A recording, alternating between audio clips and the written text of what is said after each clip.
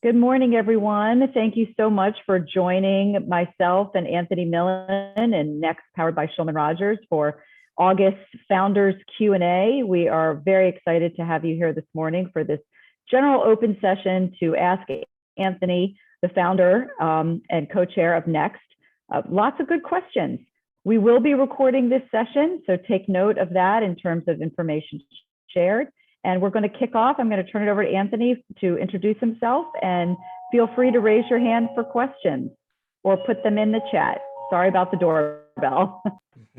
Great. Well, thanks, Lisa, and thanks everybody for joining us. As Lisa mentioned, I am the founder and co-chair of Next, powered by Shulman Rogers, an innovative new model for delivering legal services to startup and emerging growth companies for their full life cycle. I've also been a serial entrepreneur and have co-founded several institutionally backed companies, and have served as a venture partner in a seed stage venture capital fund. So I've been in the startup ecosystem for a couple of decades now, and really happy to be with everybody today. Terrific. Jackie, it sounded like you had some notes and questions. So would you like to kick us off with your question? I have a couple questions. I'll go with the easiest one first. Qualified investor. So, it's to vet investors, and, in the conventional industries, of course, I'm in the cannabis industry. My understanding as a qualified investor is somebody who has at least $100,000 to commit. Is that true? No, if they're going to be an accredited, typically when you're looking for investors who are going to invest in a company, you're looking at accredited investors. And there's kind of a detailed list of what qualifies different individuals and different entities. So $200,000 in income for the past 2 years, or $300,000 with a partner or a spouse. There is also having assets over a certain amount, not including your primary residence. So you want to be able to look at those specific requirements to make sure somebody's accredited, if that's what you're looking for. And then how does one go about that? You can either, you can either speak to your attorney, and they can kind of give you an accredited investor questionnaire that your investors need to fill out.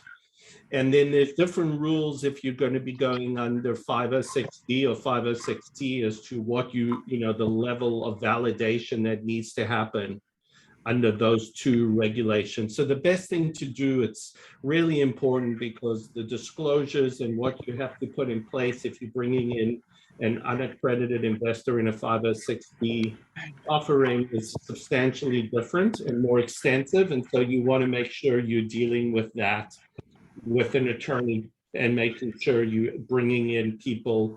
If you're looking for accredited investors, you're doing it in the proper way. Okay. The second question that I have is, Lisa has run through this before with me, and looking for a memory refresh, is consideration of a SAFE versus another option to go. Yeah, so that's a great question.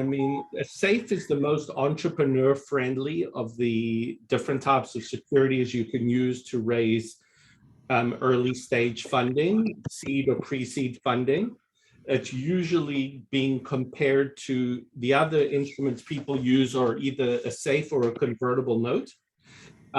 Or they can do, if they're going to price their round, they could do a Series C price round, which is more complex in terms of documentation. The biggest difference between a SAFE and a convertible note is that a SAFE does not have a maturity date, and it doesn't have an interest rate. What was the first rate, Anthony, that you said? I'm sorry. The first thing it doesn't have is a maturity date. So a convertible note is typically, could be 18 months to 3 years. It's often set at 2 years, but at the end of that 2 years, you have to have language in your convertible note where either the convertible note needs to be repaid, you need to negotiate with your note holders to extend the maturity date, or you need to have language in there where the note automatically converts, but then you're back to being more like a safe, and it's easier to just do a safe. Okay, great. Thank you. And so that's why it's the most friendly, because it doesn't have that extra complexity of a maturity date and interest. Okay, thank you for that. Yeah, and Jackie, I don't know if you ask some questions in the chat. I put a couple of links, including the SEC in terms of definition of accredited investor. Thank you. Yeah, I love Investopedia. Thank you. Yes, exactly. No problem. No problem. Thank you for your questions. And I don't who know else? if you guys Stephen? want crosstalk at all in this. I don't want to interrupt you, but Jackie, Please. Anthony did a safe note for us. It was a very structured, pleasant process to be able to go through all the details with them. And I saw it as very valuable. So. Great. Thank you for that. And we're also a cannabis company. We're more in the tech, but our business is Kinetics Global, Inc. Oh, well, let's you and I connect. Thank you. That's great. Thank you for that, Stephen. Stephen, did you have a question of your own? I think the only thing I was just going to ask Anthony, I want to make sure I'm not missing a service. What services are you seeing that are really most desirable? What are you seeing come through?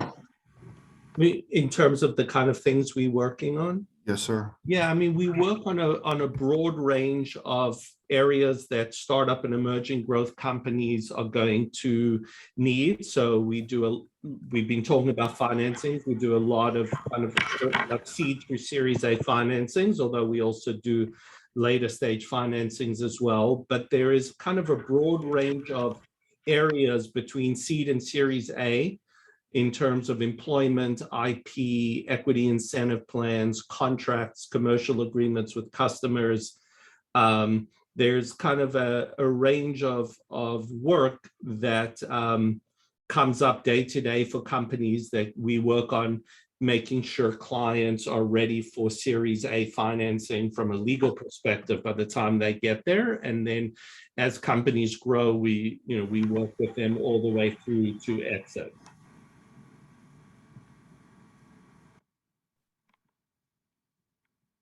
So we can look forward to talking to you when we get ready to exit.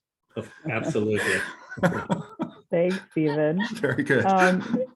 Thank you. Who else? Glenn, I know a bunch of people just joined. Glenn, did you have a specific question? Yeah, I'm just, Anthony, the fork in the road, right? And I've been in the capital business a while. I'm running a cool fintech startup. And we're not quite ready to raise capital. We don't need to. We've built out our technology back end, a lot of things. But could you talk a little bit on the fork of the road on, how long do you want to wait from, the entry point to raising kind of Series A dilutive, versus grinding it out and kind of punch your way through your working capital issues and things like that? I know there's no secret magic to it, but kind of experience on, advice you'd give on waiting as long as you can to raise external capital. I think it depends on the business you're in and how important speed and growth is, right? So if you growing organically, you may have less dilution over the longer term, but your ultimate curve of where you can grow to is much more limited. And so some businesses, you need to kind of grow quickly beyond what you can grow organically, just because of competition, the importance of speed to market, that type of decision making. And so that's one fork in the road decision is, let's just say you're trying to get to 10 million in revenue and you can do it over 2 years if you raise some external capital, and over 5 years to 7 years if you do it organically. Maybe that's kind of one decision. Another decision is, even though capital can be dilutive, if the value of the pie is growing, the dilution does not, is not, if you're going to be big and successful, that dilution is not as impactful. Right. And so sometimes that money comes as smart money, and you end up getting value from your investors above and beyond their capital. And so that's another reason why it can also be important to do that. Yeah, you bring up a great point, right? I would have no interest. Listen, you have two types of investors, right? Financial and strategic. And so, which is another question. I would only consider something there was a strategic aspect to it, because money is just money's money, right? Without the true, kind of in a classic Shark Tank, right? The strategic investor, right, where the people that are putting the money in that have access to, and so for our purposes, that's actually more important than the money itself, right? What are you bringing to the company? Because money's money, right? Agreed. So my Certainly can be. yes. So the question there is, what percent, and again, or of an investor that's coming in, it's just beyond money. We're saying it, 50% of them really are taking a strategic view, helping set the course on partnerships and customer acquisition and revenue development outside of money. So at the Series A level, because people say they can do it, but I'm not sure they all can. Right. So what you want to do when you're raising capital is you want to do your own due diligence on the people who are investing. And you can have very high value add investors who are strategic, meaning they're corporates, or financial investors, but that are very deep in your industry. Right. So you may have a financial investor who's taken a lot of companies all the way through to exit in their portfolio directly in your space. And they know all the players, they know about scaling, they know the common mistakes that get made along the way. They're willing to roll up their sleeves and not just show up 4 times a year at board meetings. Right. And so the best thing to do when you're raising money is to do your diligence on the investors, to ask for references from their CEOs that they've invested in before, and speak to those CEOs and get that kind of reference. What was it like to work with them in good times? And even more importantly, every startup company at some point, even the billion-dollar, multi-billion-dollar companies that are out there now, had points in their growth cycle where everything wasn't so smooth, and they went up and they went down. And so how were the investors helpful during the bad times, when you hit obstacles, when you were running out of money, those types of things? No, thank you. Appreciate it. Glenn, I'll add real quick in terms of the timing of your raise. It's super important. It's all about a storytell, right? You're telling a story, and your trajectory and your growth cycle of where you're going and when you decide to raise is super important, I think, as you don't always know what's going to come around the bend. So if you do plan to raise in terms of when you're on that upward trajectory, and you've got pipeline and you're moving and shaking and your things are, sometimes if you miss that window for a whole variety of reasons, some in your control, some not, then it can be a game changer in terms of seeking investors. So just wanted to add that as well. Lisa, I have a follow on. Yep. Sure. It's just a follow on from what Glenn just asked about Series A and funding. So if you were to talk about a Series A and say, this is what it typically should look like from a structure standpoint, that would be really helpful. Like, what usually happens in a Series A? What does the investment look like? What does the transaction look like? And then, what do you think is your general sense right now in terms of the availability of funds and the appetite to invest from the investor standpoint? Yeah, so I think I'll tackle the second part, and then I'll get into the details of like the anatomy of a Series A funding. But we are still every week working with companies that are getting funded. There is a lot of capital that was raised by VC funds. And so there's a lot of what they call dry powder, meaning funds that are sitting on capital that have a period of time where they have to deploy that capital. Now, some of that is going into kind of the companies that are really succeeding within their portfolio as follow-on, but they also have allocations for new investments.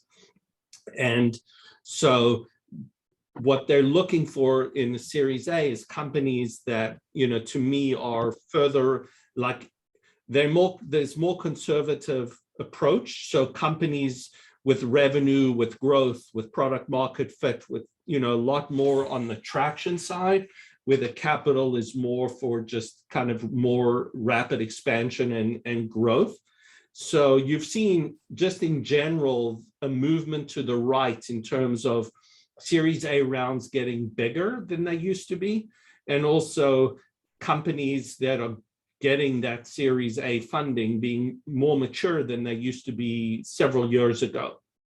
So, but for companies that are strong, that have great, you know, traction and growing and revenue and a great management team in a large space, in a large market space, you know, we're still, like I said before, working every week on companies that are raising funds. Anthony, how big a runway is that Series A intended to carry a company? I mean, anytime you raise money, you're kind of looking at a 12 to 18 month runway. I mean, you know, if it's in that range. When you bring in that capital, you want to make sure at a minimum you have, you know, that's kind of the area, because what you're really looking for as far as runway is what milestones do you need to hit to then go to the next level of growth. So, you know, is your next level of growth a certain revenue growth? Is it reaching break even, and then you'll raise capital to more rapidly grow after that? You kind of, is it a new introduction of a new tech platform or a new product? But you want to make sure between raises, between Series A and Series B, or Series C and Series A, that the milestones that are going to be important for the next raise are, you have timeline to achieve it and buffer. So, you know, if something you think is going to take 6 months and cost a certain amount, give yourself 12 months and twice as much raise to get there. What's the most aggressive clawback provisions you've seen that favor the CEO, the company, to an investor? So before we get there, let me just get to the second part of Ismail's question, just on what a Series A looks like. So in a Series A funding, the shares that you're normally issuing are called the Series A preferred stock. There is something called, most law firms, when you're doing a Series A funding, use the National Venture Capital Association form set, NVCA forms, as kind of like the model, so that there's a uniform standard that people start with. And within that, those documents, which are made up of an amended and restated certificate of incorporation, is one agreement. The stock purchase agreement, an investor's rights agreement, a right of first refusal and co-sale agreement, and a voting agreement. Those 5 agreements are your foundational or core documents in a Series A. And within those documents, you have a range of rights and preferences and protective provisions that are being negotiated between the founders and the investors.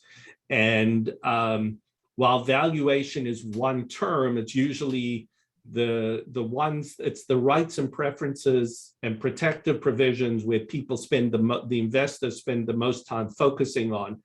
The valuation, a few percentage points here or there, are not going to make a big difference to the founder, and they're not going to make a big difference to the investor if this is a big successful business. But things like participating preferred stock versus non-participating preferred stock, where the investor first gets their right to get their money back or some multiple of their money back, and then they convert to common and get their percentage interest in participating versus non-participating, is an example. You know, most of the time as an entrepreneur, and what used to be market, and is still probably much more common, is non-participating. But those are the kind of terms where you may have a valuation and the investor gives you a slightly higher valuation, but in return there may be other clauses in the rights and preferences and protective provisions that show up. So those tend to be the core documents. There is a core set that people start with, which makes it more efficient if you're working with attorneys who are familiar with the NVCA forms. And and they're going to guide you through all of these different rights, like liquidation preferences and preemptive rights and different types of voting rights and things like that. So, so Anthony, really, I was wondering about, what is that percentage usually that they take? And I mean, you can see, we've seen everything, typically you could be between like 15% and 30% in a round. Often, you're in that 20% to 25%, 15 to 25 range, but sometimes it's higher, sometimes it's 10, sometimes it's 30, but it's, part of it, and the part of it is going to be based on where the business is. You were seeing very high valuations. I think one of the big changes is while people are still raising capital, the valuations that were out there came down in the public markets, with a lot of stocks being down and IPOs cooling off, and it kind of trickles down to valuations even eventually, even though deals are getting done, the valuations that people were maybe getting a year ago in seed financings and Series A financings have come down. Got it. Thank you. Great discussion. I'm sure it will be helpful for a lot of people here as well. We have about a little less than 10 minutes. Somebody else that has joined us have a question? I do. I'm sorry, I can't turn my camera on. No worries. Go ahead. I haven't done my makeup yet. No worries. Okay, so the question is, we are a startup and we're beginning our journey. We are in the cybersecurity market, and especially in the identity and access management, which is kind of the arcane but hot field. So we believe we have a game changer here, but I've kind of done some thoughts around this. Let me explain it. So one, we said we'll have a small round, which is a seed round, and then we'll have a Series A round. By the way, we've already invested about $2 million into the product, and it's going to be GA'd. So we have a strong possibility of hitting $1 million by the end of this year, and $5 million by next year. So we have a pipeline. But we want to raise an appropriate amount just for scaling and taking care of customers now, right? We could do a bridge or whatever, but I think I want to get into sort of raising money now from an institution rather than, doing some, funding it ourselves or doing a bridge. So what are your thoughts on that? And I have a follow-up question after you finish. Sure. So, look, first, congratulations on the business and the progress that you're making. I think what you want to be able to do is raise in a seed round. We've seen seed rounds from 250,000 to 5 or 6 million. So, these seed round, like I said, everything's kind of moved to the right. So things that used to be size deals and structures for Series A are now being done in seed rounds through safes and convertible notes. So if you're not ready to price the company and lock in on a price, you can definitely do a safe or a convertible note. You can certainly do a few $1 million, or depending on what you need to really scale and support your current customers and your current growth. But you want to raise enough money. I mean, what's happened with Series A's is sometimes we've seen people do seed 1, seed 2, seed 3 because they just haven't hit the ramp and growth rates that they need to hit and traction and revenue for a Series A. But that certainly you're not limited to just a few $100,000 if you've kind of got the scale of the business that you're building and you've got that kind of revenue this year in pipeline. What you need to look at is, how much do you need to raise to support your current investors and to get to that 5 million at the end of next year. And, giving yourself, before you do a bigger Series A round, giving yourself 12 to 18 month runway to hit that kind of growth rate, at which point for your Series A, which might be a much bigger round, you would be able to secure a much higher valuation. So that's the size of the raise is based on what you need to hit those next key milestones before you do your Series A. And again, you can structure that. If you're not ready to price it as a Series C price round, you can do that even a few $1 million as a say for a convertible note. Got it. So yeah, we're working with Shulman Rogers to do a safe for us. And so at least from my thought process and talking to others, was a smaller raise now, and then 6 months to a year do a Series A, right? So I was thinking of like 1.2 or so, just to help. We did a bottoms up to see how much do I really need, if I need field engineers and some more engineering help to get the product like to function at customers, etc. So we're doing a small round. So I'm not sure if you're going to discourage me to do that. Yeah, I mean, we'll talk about it, but the only thing you just want to make sure is you have enough of a runway, right? So, right. Because to do a Series A round can take up to 6 months to complete. Wow. Okay. And so, it could be 3 to 6 months. It could take even longer. We're working with some clients and companies that take even longer than that. And you don't know what the world economy is going to be like in 6 months. So you just want to make sure, if you've got great momentum, that you don't underraise and that you have enough runway, even if things turn bad in the market, or there's just so many moving pieces in the world that and it takes time to do a Series A. If you wanted to close a Series A in 6 months, you would be starting working on it fairly soon already. So you don't want to be working on your Series A and your Series C. You do want to give yourself enough time to, generally to do both. So you kind of look at that timeline. Got it. Yeah. Thank you. Well, we have a couple minutes left. If somebody has a quick last minute question, we'll be happy to answer it. I have one for consideration. Sure. Folks that have been with you since the startup, or those that are coming in, and how to value their work as they've been working sweat equity, and considering again to offer them some equity. Right. There are a couple of ways to do that. One is you can look at what you would be, this is more on the business side, but one way people will sometimes do that is that if you were paying them instead of sweat equity, you would look like, just say you would have paid somebody $15,000 or $25,000 for that work.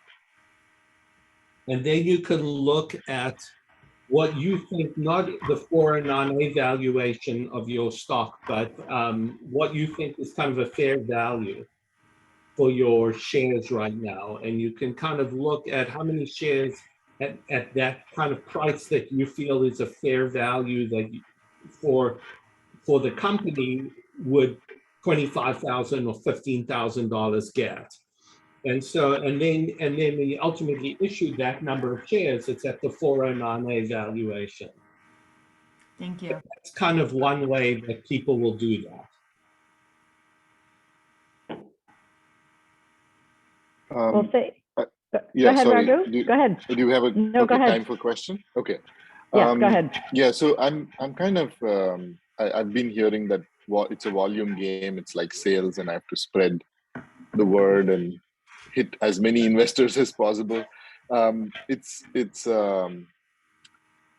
takes a lot of time. Is there any thing that you do, like from a next perspective, to save founders times instead of hitting like hundreds of investors for even a small amount, right? Lisa, do you want to take that in terms of what we're doing? Sure. We actually have an exciting new platform that we're working with called Venture Raise. I can put the